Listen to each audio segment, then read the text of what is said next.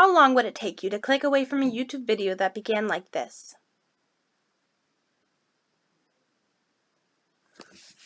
What if that silence and lack of vision was all you had ever known? Would you be tempted to take advantage of your disability and live a life of anger and frustration? Or would you choose to live your life despite your problems? Helen Keller chose the latter. Helen Keller's life experiences from childhood, teenage years, and adulthood formed her into a person that many of us could learn from today. Before I dive too far into the summary of the life of Helen Keller, I should mention that all of the dates mentioned in this summary have been gathered from biography.com.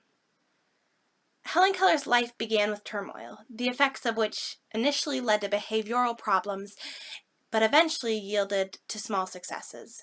At the beginning of her life, Helen Keller was normal, but at 19 months, an illness led to the loss of her sight and hearing. Once she reached 5 to 6 years old, Helen Keller had created her own sign language, and that was created to communicate with the daughter of one of the workers in her house. But she became rebellious. The rebellion was probably due to confusion and frustration at not being able to understand what was going on around her, and her parents weren't quite sure how to deal with Helen's increasingly poor behavior. When Helen turned 6, Anne Sullivan was called upon to help. Here's an image of Anne Sullivan and Helen Keller. This is a little bit later on in their progress of learning together. Working with Helen was a long and difficult process, but the first real success came when Helen was around 7 years old. Helen had been having problems distinguishing the mug that her milk was in and the milk itself, as she confused it with what the milk was in. In an article entitled Anne as Teacher, published by the American Foundation for the Blind, an excerpt of a letter written by Anne Sullivan is found. It tells the story of the breakthrough. It says, "This morning while she was washing, she wanted to know the name for water. When she wants to know the name of anything, she points to it and pats my hand. I spelled water and thought no more about it until after breakfast. Then it occurred to me that with the help of this new word, I might succeed in straightening out the mug milk difficulty. We went to the pump house, and I made Helen hold the mug under the spout while I pumped. As the cold water gushed forth, filling the mug, I spelled water in Helen's free hand. The word coming so close upon with the sensation of cold water rushing over her hand seemed to startle her. She dropped the mug and stood as one transfixed. A new light came to her face. So once they broke that barrier, the initial barrier of understanding words and languages and signing into Helen's hand, she was able to move on in her education. At 10 years old, Helen began classes to learn to speak understandably.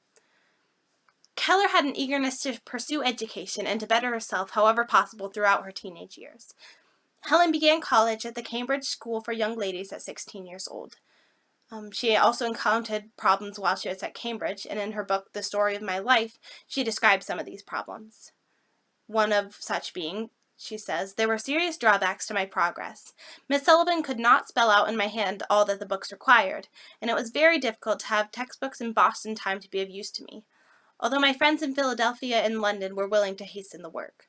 So she says there that having books made in Braille in time were often difficult, or that Anne Sullivan was not able to help her out with all that the books wanted to convey.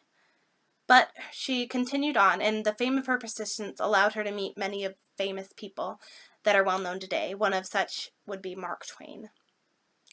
On the basis of her education, Keller set to work to help those in similar situations as herself as she entered adulthood.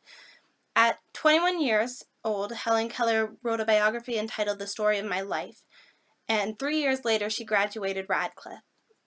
When she was 35 years old, Helen Keller International began, and the American Civil Union formed when she was 40, and she became a very active member in that. Helen's very busy life sadly ended on June 1st, 1968, when she was 87 years old. But what can we in modern times learn about the life of Helen Keller? Helen Keller set an example that should encourage us not to be idle. Society today is very self-oriented. We're encouraged to do what makes us happy, and this self-focus, I believe, has contributed to a society of laziness. Work isn't often what we find fulfilling, so we don't like to do it. But Helen Keller was willing to work hard to help others in similar situations, and despite her disabilities. Helen Keller worked beyond her disabilities. While many of us aren't willing to do half as much as what she did, but we want similar results. We don't have the disability she had, but we still want the fame and the money and the prestige that she got. We expect this fame and money and prestige and getting our name out there to come from a 140-word tweet or a YouTube video. And we're not willing to put in the effort that it took for her to get where she is and the effort that could boost us to where we could be. Also, Helen Keller impacted whole foundations, as the impact of her involvement in the ACLU and the American Foundation of the Blind is still seen today.